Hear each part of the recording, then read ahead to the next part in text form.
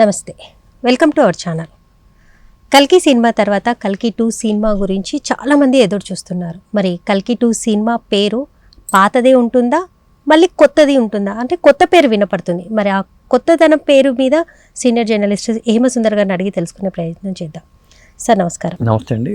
Sir, కల్కి పేరు, cinema పేరు మారింది అన్న వార్తలు బాగా వినపడుతున్నాయి సార్. మరి పాత పేరా, మళ్ళీ ఇప్పుడు కొత్త పేరు ఏదో అంటున్నారు, మరి అదా ఏంటి? అంటే కల్కి 2898 ఏడి అంటే రాబోయే కాలంలో 2026లో మనం ఉన్నామండి. 2028 ఏడి అంటే 2828 ఏడి అని పెట్టారు. అంటే రాబోయే సంవత్సరం, ఫ్యూచర్ హిస్టరీ కథ అనమాట ఇది. ఓకే, మనం సినిమా చూసాం కల్కి ఫస్ట్ పార్ట్. ఇప్పుడు ఫ్లాష్ బ్యాక్ సన్నివేశాలు అంటే కర్ణుడి పాత చరిత్ర, రాబోయే కర్ణుడి పునరాగమనం, ఈ రెండు చెప్పాలి కదా. కల్కి ఇక్కడ పుట్టాలి కదా. అవును. ఏ పేరు పెడతా డిసైడ్ చేయలే. కాకపోతే వినిపిస్తున్నది ఏంటంటే ఈ సినిమా కోసం కురుక్షేత్ర సంగ్రామానికి సంబంధించిన సన్నివేశాలు కానీ దానికోసం ఒక భారీ సెట్ వేస్తున్నారు హైదరాబాద్ సమీపంలో అనే మాట వినిపిస్తుంది. అక్కడ వేసిన చోటే వేసి ఉండొచ్చు.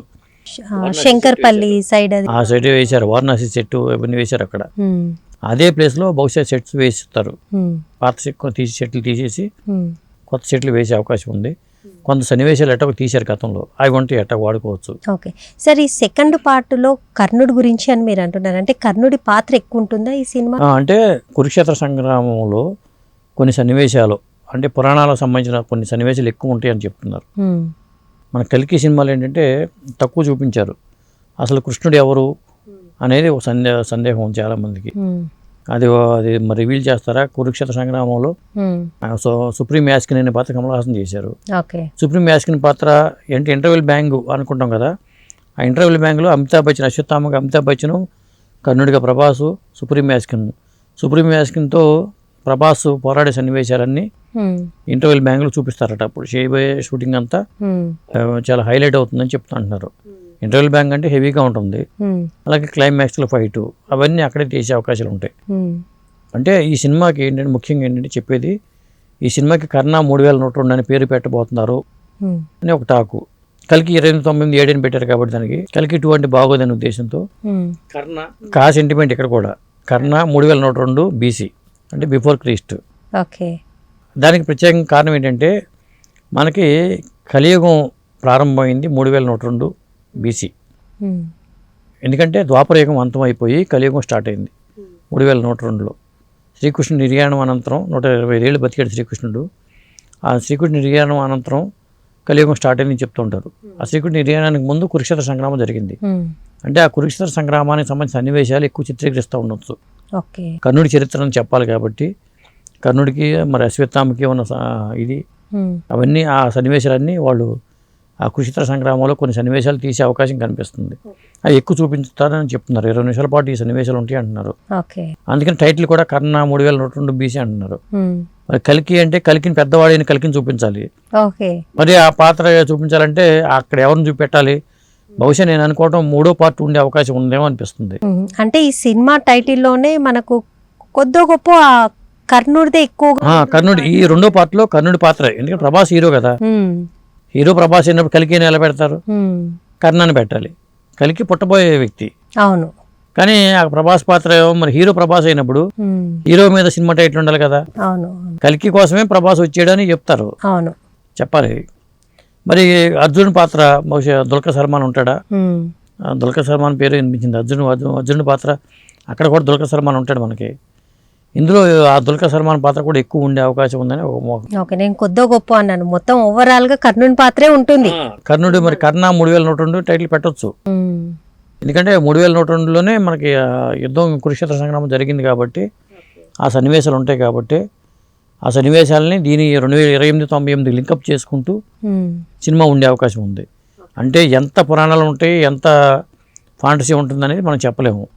కాకపోతే పురాణాలను వక్రీకరించకుండా తీస్తే ఎటువంటి గొడవ లేదు. ముందే చెప్పాలి, ఇది ఊహా మాత్రమే చెప్పాలి. లేకపోతే నిజమైన జనాలు అనుకుంటారు. అంతే కదా సార్. ఇప్పుడు సీనియర్ సిటిజన్స్కి అయితే మాత్రం పాత కథలు మహాభారతం గురించి తెలుసు కాబట్టి ఓకే. సో యూత్ ఇప్పుడున్న జనరేషన్ వాళ్ళకి ఎక్కువగా తెలియదు మహాభారతం. సో ఇప్పుడున్న టెక్నాలజీ పరంగా వాళ్ళు చూపిస్తున్నప్పుడు కొన్ని సన్నివేశాలు ఒక అటు ఇటు అయినా కూడా అవి ఊహాత్మకంగానే చిత్రీకరిస్తున్నాం అన్నది మెసేజ్ ఇవ్వడం. కలికిని కడుపులో మోస్తుంది దీపిక పదుకొని, ఆ పాత్ర ఆవిడ ఇప్పుడు సినిమా చేయట్లా. అవును అవును సార్, మరి ఇంకా ఆ ప్లేస్ లో ఎవరిని వేరే వాళ్ళని పెట్టుకున్నారు, వేరే వాళ్ళని పెట్టారు. ఇక అది మామూలుగా అయితే ఏలో చేయొచ్చు కూడా, ఒకవేళ ఆవిడ ఒప్పుకోపోయినా చూపించకపోవచ్చు. కానీ అలా ఒప్పుకోరు కదా, వాళ్ళు ఒప్పుకోరు కాబట్టి దాని దూరంగా ఉంటారు, వేరే వాళ్ళని పెట్టేస్తారు అక్కడ. అదొకటి ఇబ్బందికరంగా ఉంటుంది వాళ్ళకి. కథాపరంగా కొన్ని మార్పులు చేశారో అనిపిస్తుంది నాకు. వీళ్ళు చెప్పే దీన్ని బట్టి చూస్తుంటే కథాపరంగా మార్పులు చేసుకుంటూ కొంత మూడో పార్టీకి అవకాశం పెట్టుకుని, ఎందుకంటే ఇలాంటి సినిమాలకి దీన్ని ఆపరు, సిరీస్ లాగా వెళ్ళిపోద్ది ఇది. కల్కి 1, 2, 3 కూడా అవకాశం పెడతారు. ఎందుకంటే ఆ పెద్ద పుట్టాలి, తర్వాత దాన్ని కథగా రాసుకోవడానికి అవకాశం ఉంటుంది, పెద్దోడు అవ్వాలి, ఇలాంటివన్నీ ఉంటాయి కదా, కల్కి పుట్టాలి కాబట్టి. సార్ కానీ ఇంత టైం డ్యూరేషన్ తీసుకోవడం కరెక్ట్ అంటారా? అంటే జనాలు కొత్తదనం కోరుకుంటున్నారు కాబట్టి కొత్త కథను తయారు చేయాలి. ఇప్పుడు కొత్తదనం కోరుకుంటున్నప్పుడు కొత్తగా చెప్పాలి కాబట్టి వీళ్ళు ఇలాంటి పెద్ద నాగశ్విన్ ఈ సబ్జెక్ట్ ఎంచుకున్నాడు.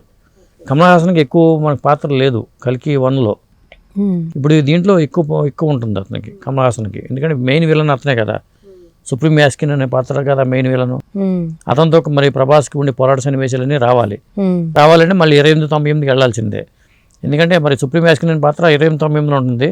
ఒకవేళ ఆ పాత్ర కూడా ఏమైనా గత జన్మది ఏమైనా పెడతారా లింకప్, అది కూడా ఉండే అవకాశం ఉంటుంది. పెట్టుకుని ఏదో పెట్టి సినిమా చేయడానికి అవకాశం. సరే, ఈ షూటింగ్ పూర్తయి నెక్స్ట్ ఇయర్ రిలీజ్ అవుతుందా? ఇలాంటి సినిమాలు మనం చెప్పలేము కూడా.